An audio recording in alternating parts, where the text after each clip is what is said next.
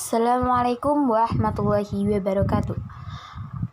Kembali lagi bersama saya Retno Haryani dari IAIN Tulungagung dengan jurusan Tadris Matematika nomor NIM 12204193003. Di sini saya akan memperagakan atau memberikan tutorial bagaimana cara penggunaan Microsoft Matematik.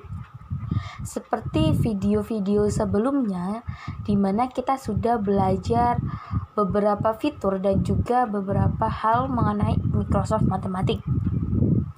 Nah, kali ini kita akan belajar mengenai kalkulus yang ada pada Microsoft Matematik. Bagaimana penggunaannya dan bagaimana caranya. Langsung saja kita cek videonya. Untuk penggunaan simbol kalkulus, kita bisa melihat pada bagian gambar handphone di samping kiri, pada bagian atas sendiri, yakni ada menu kalkulus, di mana ada 8 fitur. Nah, yang pertama kita belajar pada fitur yang pertama, yaitu D per DX. Kita misalkan soalnya 4x pangkat 4 negatif 7x pangkat 2 plus 8x ditambah 9.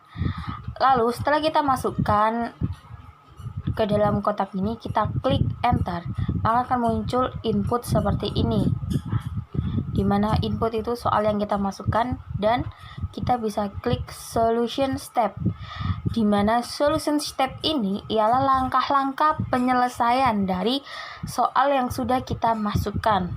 Nah, bisa kita tarik ke bawah untuk melihat berapakah hasilnya.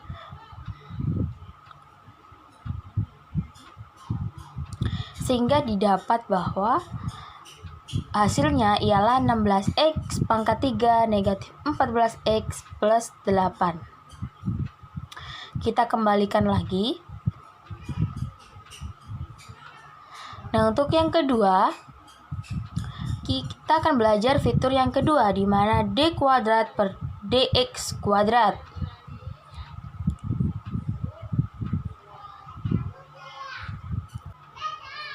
Langsung saja kita klik, maka akan muncul di kotak bagian bawah. Kita tetap pakai soal yang sama dengan contoh yang pertama, di mana 4x pangkat 4 negatif 7x pangkat 2 plus 8x plus 9. Sehingga di sini nanti kita bisa mengetahui perbedaan dari tiap-tiap fitur atau tiap-tiap rumus yang ada pada kalkulus. Kita klik enter. Nah, untuk rumus yang kedua ini lebih simpel ya teman-teman. Hasil yang didapatkan yaitu 48x kuadrat negatif 14. Nah, di sini kita tidak diberikan solusi step karena langkah-langkahnya cukup sederhana saja. Lalu fitur yang ketiga yaitu integral. Kita tinggal masukkan persamaannya saja. Misalnya x pangkat 3 ditambah akar x. Nah, di sini kita mencari akarnya terlebih dahulu ya teman-teman. Kalian bisa ngecek dari tombol HP di samping ini. Nah, langsung kita klik enter. Maka hasil yang didapatkan yaitu x pangkat 4 per 4 ditambah 2x pangkat 3 per 2 per 3 ditambah c. Lalu untuk menu yang ketiga yaitu integral tentu. Yang ketiga tadi yaitu integral tak tentu, dan yang selanjutnya integral tentu, di mana kita menentukan batas-batasnya ya. Kita tetap pakai soal kita contohkan misalnya x kuadrat plus x plus 1, di mana batas atasnya 2 dan batas bawahnya negatif 1. Lalu kita klik enter. Sehingga kita bisa melihat solusi step dari soal yang diberikan. Kita klik solusi step. Kita tarik ke bawah untuk melihat bagaimana sih langkah-langkahnya ini. Nah, setelah di akhir kita akan menemukan bahwa hasil dari integral tentu tadi 15 per. Nah, dari hasil soal tadi kita menemukan bahwa integral tentu ialah 15 per 2. Dan untuk menu yang kelima yaitu lim, dimana kita contohkan lim x mendekati akar 3. Kita buat soalnya dulu. Kita misalkan akar 12 min x pangkat 2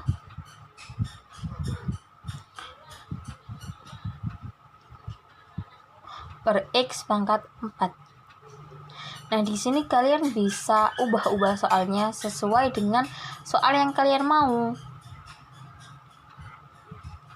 Kalau misalkan soalnya belum tepat, kalian benarkan terlebih dahulu ya teman-teman. Setelah itu, setelah soal sudah benar, kita klik enter.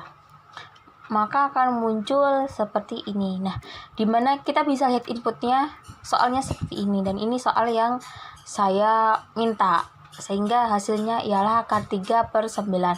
Dimana secara desimalnya 0,1924500897299. Nah, sekian sudah tutorial dari saya atau praktek dari saya mengenai rumus kalkulus atau fitur kalkulus yang ada di Microsoft Matematik. Bagi teman-teman yang masih kesusahan, bisa mencari contoh soal yang lebih banyak lagi dan bisa mencoba bagaimana penggunaan rumus kalkulus pada Microsoft Matematik. Ini bisa memudahkan kita untuk menyelesaikan tugas-tugas yang menurut kita ini susah ataupun kita belum paham gitu ya. Tapi kalau ujian jangan pakai ini ya. Kita usahakan kalau ujian kita tetap jujur.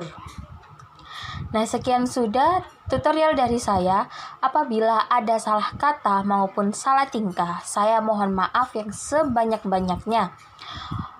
Saya akhiri, wabillahi taufik wal hidayah, waridho wal inayah. Wassalamualaikum warahmatullahi wabarakatuh.